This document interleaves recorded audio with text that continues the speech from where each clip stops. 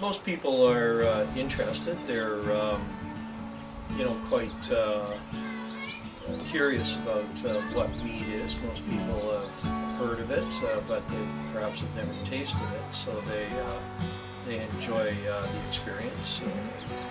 We usually get quite a few people coming through in the summertime, even at this time of year.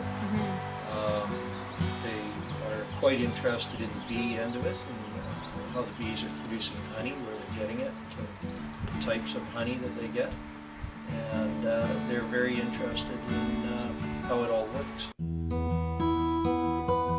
The history of mead is interesting. Nobody really knows how far back it goes, but it likely was the first alcoholic beverage that human beings ever discovered. When you think about the process of primitive hunting-gathering societies being out there searching for nourishment or resources in the territory they existed, they would undoubtedly come across wild honeybee colonies. A wild honeybee colony represents a tremendous boost in your resource intake. You can get wax, of course, from the colony. You can get grubs, larvae, dead bees if the colony's been wiped out somehow, and those all represent a protein source for you. And of course honey, which we've always had a sweet tooth as a species. The earliest records we have go back into about 15,000 years ago, back into southern Spain, in a couple of caves in southern Spain, and some other cave paintings and glyphs in North Africa as well. And it no doubt goes back further than that. The thing that really motivated us to get a commercial meadery going and take the leap or plunge into that whole world was the desire to be in a quieter, calmer, cleaner environment, calmer community, getting away from the rat race in the lower mainland and Vancouver area and Fraser Valley, and looking for an alternative, quieter lifestyle to raise a family.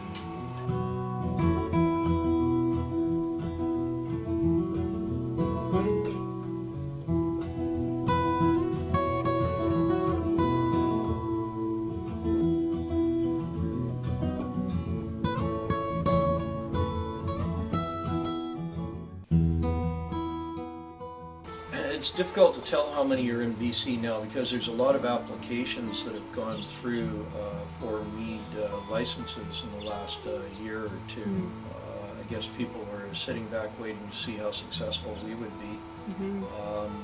There's a number of beekeeping operations both on the island as well as on the mainland that are considering making mead and entering the market, which is fine by our point of view.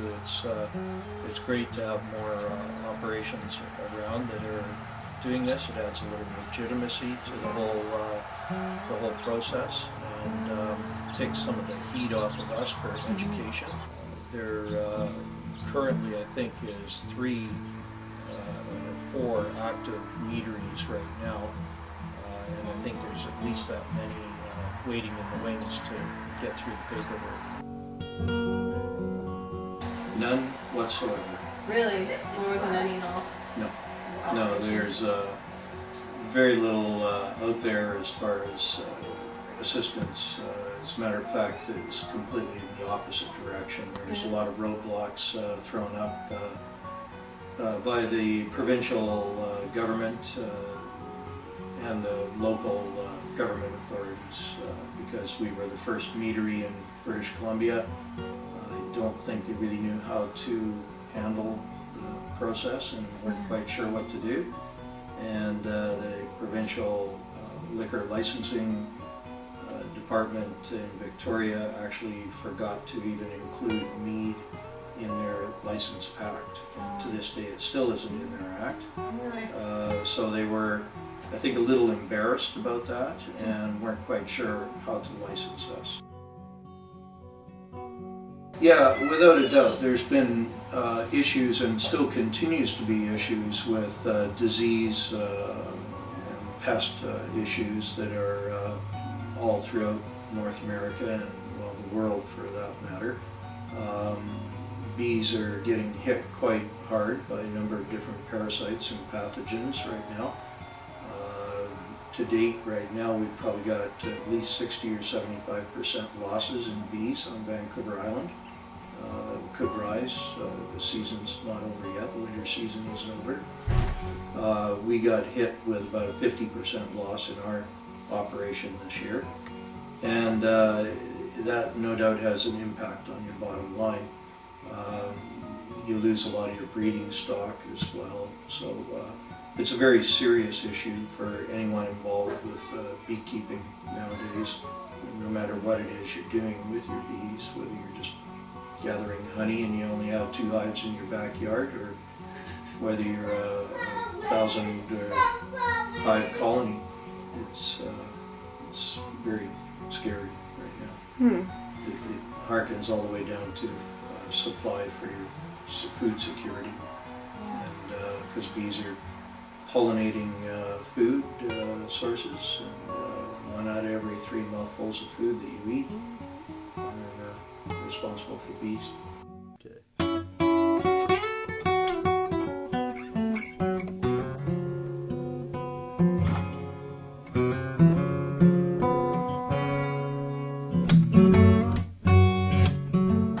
It's all about food awareness, food security. You got to eat to live.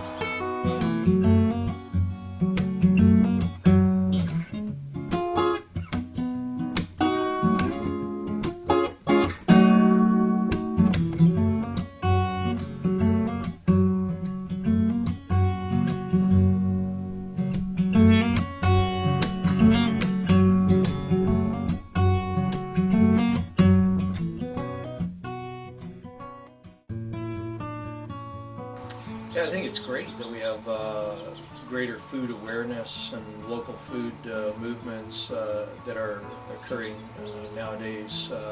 It's a positive step in the right direction, I believe. It's going to lead hopefully to a little greater food security and greater sustainability. I think there needs to be a lot more of it. There needs to be quite a bit more awareness and education done. It is not in our philosophy to grow for the sake of growth.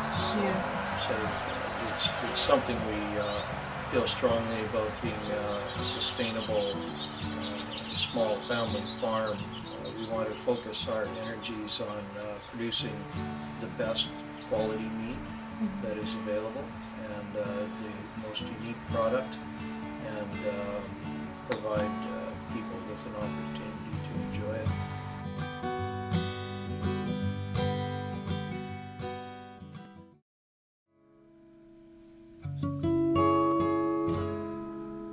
Lord, won't you be telling me what happened to the honeybees, and tell me why the money tree is the only one preserved.